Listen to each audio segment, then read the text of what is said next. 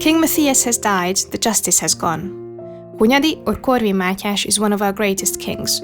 But do we know under what circumstances did he lead the country, so the posterity considered the period as the brightest heyday? The legendary figure of Hunyadi or Korvin Mátyás was held during the centuries by chronicles, historical songs, folk tales, legends, anecdotes both in the Hungarian as well as the surrounding nation's public awareness. The king and his era remained a beloved topic also in the literature of the modern age. Novels, short stories, poems, ballads, and dramas save the memory. He is one of the most well-known and popular historical figures even today, despite the fact that during his lifetime he was not very popular.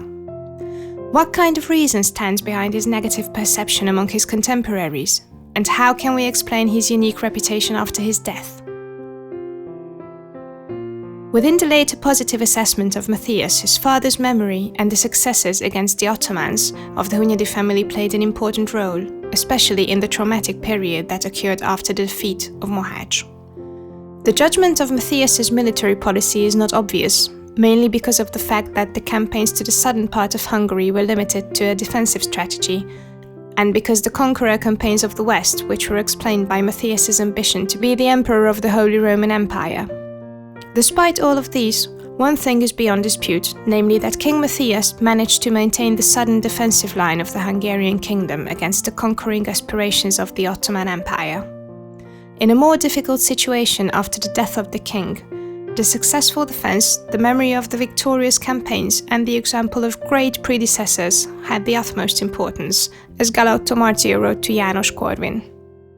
The example of the fathers and ancestors elate and spur the sons to virtue, so when they grow up, the examples of home have already been accumulated. They also come to believe that one must keep the ancestors' mortality and deals with the bold and difficult affairs with a nimble spirit. King Matthias contributed to the survival and shaping of his memory with applying educated humanists in his court. According to the custom of that time, their task was to write down the king's acts and glorification, which was part of the monarch's representation. Thanks to Galeotto Marcio and Antonio Bonfini's work, a part of the righteous king legend has already existed in the life of Matthias. According to the notes of Bonfini that time, Lajos I, the Great, had the justice-giving role in the public's consciousness. This role has been taken by Matthias and is still alive even today. It can be said in connection with both rulers that the statutory order has swayed before and after their reigns. The royal legislation was one of the pillars of the public order's consolidation. 15 decrees are known under the reign of Matthias. Among them, the one from 1486, which was also printed under the name of Decretum Maius, had paramount importance because its declared aim was to eliminate illegitimacy and abuse within the country. The order was a privilege with a pending seal. As such, this can be regarded as the first codification attempt, which sought the eternal regulation of justice system.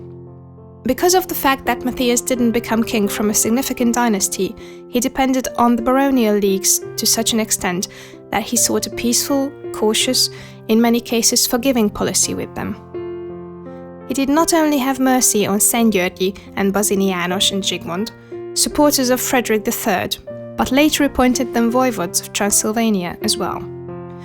Moreover, despite the fact that they joined the Transylvanian insurgency in 1467, which broke out against Matthias, the king has merely deprived them from their posts and they were allowed to keep their lands. At the same time, he was a good judge of person. With no regards to people's origin, both in his campaigns and government, Matthias relied on foreign, talented people. The baptized John Ernest, László Egerváry, or the Florence-born toll collector Domenico Giugni were all members of the royal household. The courtman Balthazar, mentioned in the charter represented here, is presumably identical with Boldizsár Batthyány I, who was the first major member of the family. Maintaining the wars and the mercenary army, considerable financial resources were required. These were mainly covered with the help of centralizing measures, financial reforms, and more efficient way of tax collecting. Naturally, these did not increase the popularity of the king in his life. Sometimes even these measures weren't sufficient. This is proved by the record written by Matthias. He covered the emerging costs in some cases with the loans of financiers and courtmen who stayed with him even during the campaigns. Matthias's marriage with Princess Beatrix of Aragon also divided the contemporaries. Raised in Italy, the educated queen brought the European Renaissance to Hungary, where she was established a modern royal court. Her strong personality, her often negatively judged influence on the king, and her future political ambitions did not make her popular. All these were intensified with the fact that she was not able to give a descendant for Matthias, but she was against the succession of John Corvinus, the illegitimate son of Matthias. Parallel to this, a significant part of the barons have supported this idea, thanks to Matthias's gentle policy towards them. All those elements that helped to stabilize the reign of Matthias increased the sense of safety in the country's population at the same time.